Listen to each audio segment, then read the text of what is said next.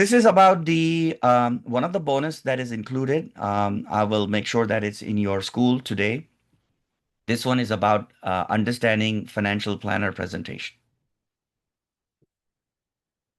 And let me make sure.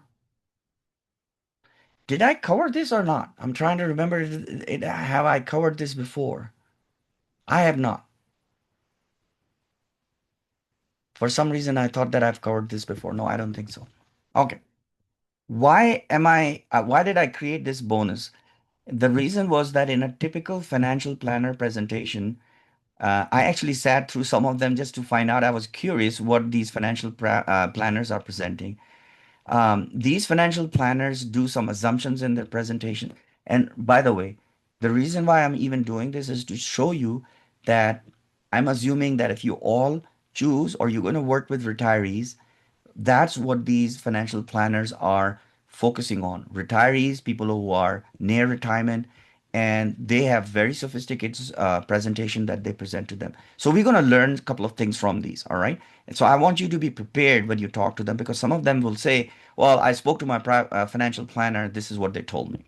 So what is the key data that is missing in such financial planner presentation and what you can learn to assist you in your prospects better when you talk to your prospects? So number one, first of all, if you want to on a broad basis, there are two types of financial planners. There are regular financial planners, FP. They are not certified.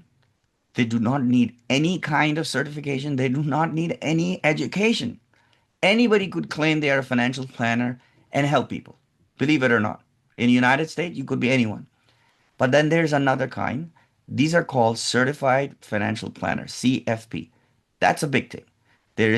Not only do they have to go through tests, they have to pass it and they have requirements and they're regulated.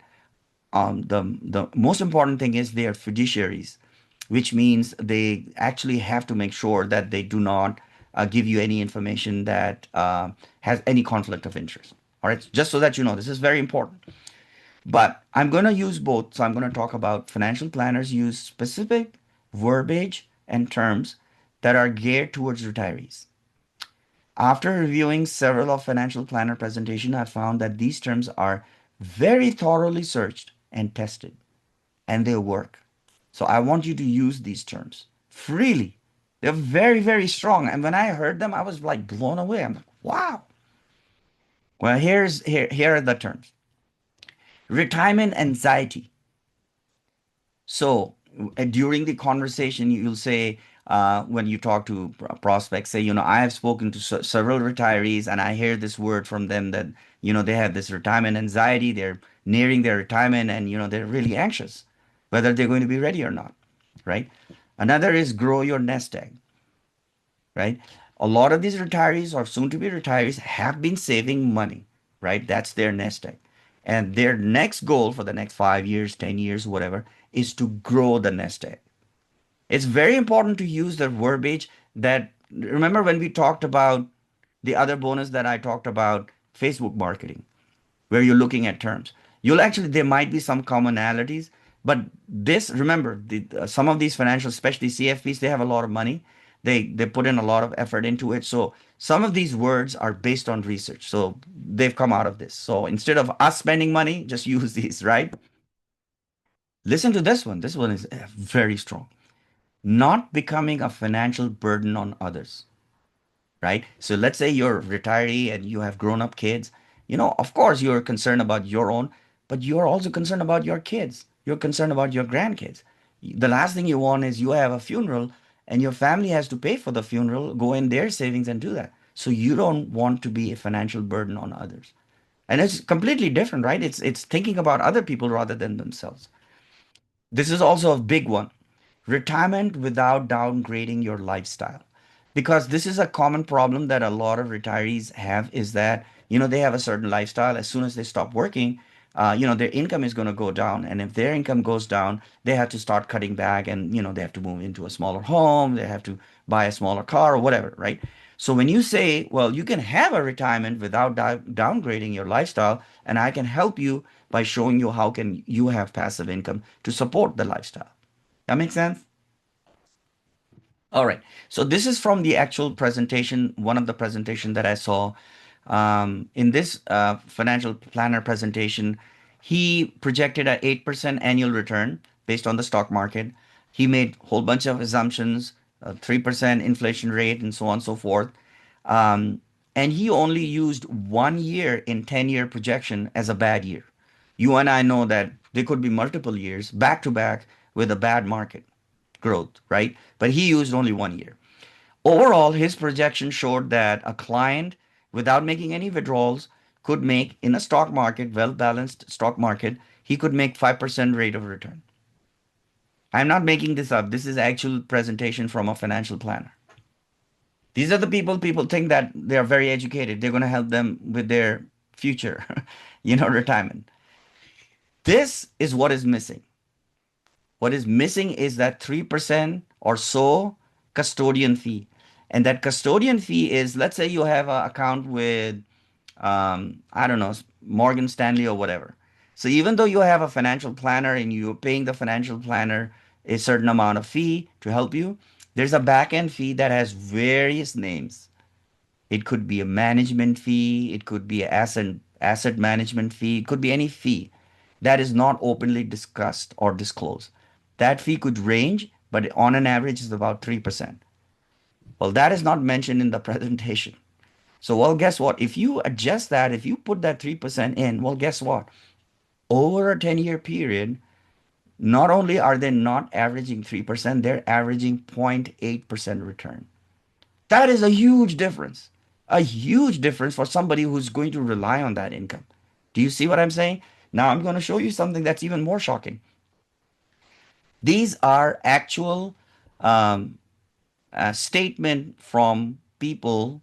Obviously, I've hidden out the name of the person, but this is an actual statement from a retirement account, which is in the stock market.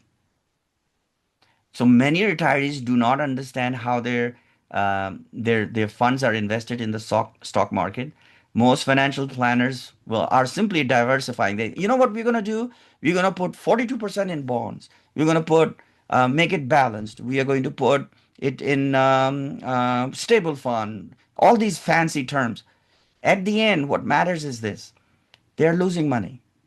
This guy lost over a period of 2 years. He lost, I think, about $4,000 on $130,000 balance, right? So forget about gains. He's actually losing money.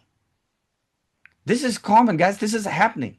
So you need to know this. When you know all of this information and when you're talking to your prospects, you can even ask them, look, I can help you if you show me what your financial planner has been telling you. All right.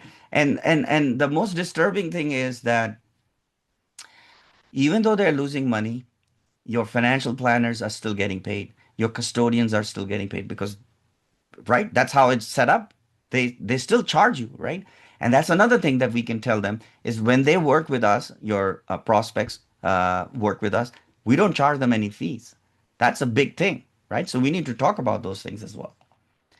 All right, so that's it. So here's the summary of the things that you have to do this week. It's very important that you do all of these or as many as possible because this Saturday we're going to do a little bit accountability on how we are doing so far in our program. Number one, review your slides for this week. Write down your questions for the session on Saturday. You do have to create your pitch deck.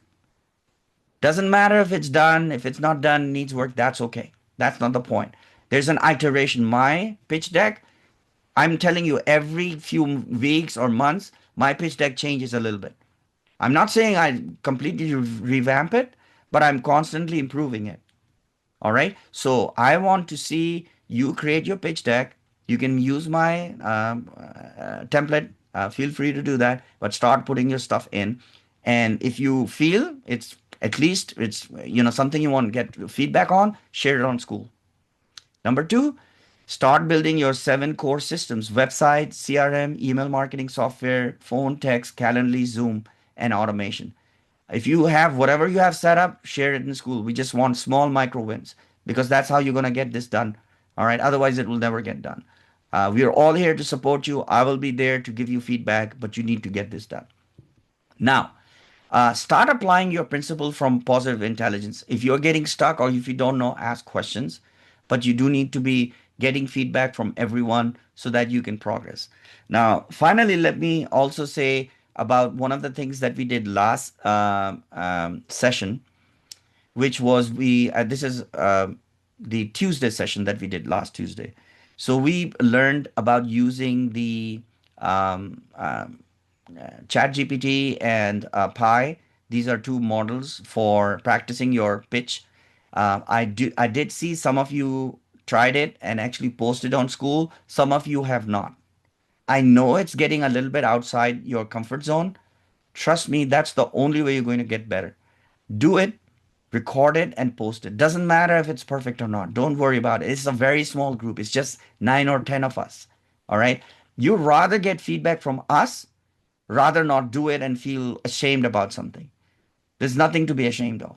You have to get, because your verbal pitch will actually get help you with your written pitch, and which is going to help you with your presentations, right? Because remember, your pitch deck is going to take 25 minutes of actual presentation time, plus you may end up spending another 25 minutes or so in answering questions. You will never get there if you're not working on your verbal pitches, right? And I can help you, and everybody in the community will help you. So it's very important that do those two models that I shared with you, record them, screen record yourself working those models, and post them in school. So I would like to see that as well.